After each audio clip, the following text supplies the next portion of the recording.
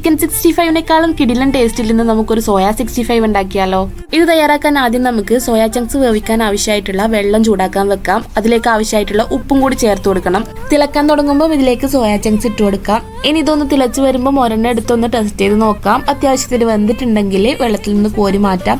ഇനി ഇതിലേക്ക് 2-3 തവണ വെള്ളം ഒഴിച്ചത് നല്ലപോലെ ഒന്ന് പിഴിഞ്ഞെടുക്കണം. എന്നാൽ മാത്രമേ ഇതിന്റെ റോ സ്മെല്ലൊന്ന് മാറി കിട്ടത്തുള്ളൂ.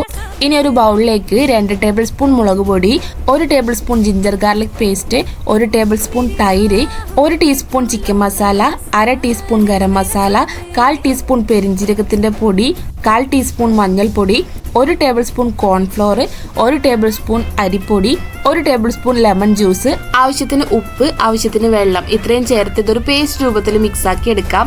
ഇനി വേവിച്ചു വെച്ച സോയാ ചങ്ക്സ് ഇതിലേക്ക് ഇട്ട് മസാല പുരട്ടി എടുക്കണം. ഇത് മിനിമം 1 മണിക്കൂർ റെസ്റ്റ് ചെയ്യാൻ വെച്ചതിന് ശേഷം ഫ്രൈ ചെയ്തെടുക്കാം. എന്തായാലും ഒന്ന് ട്രൈ ചെയ്ത് നോക്കണേ, കിടിലൻ ടേസ്റ്റ് ആണ്.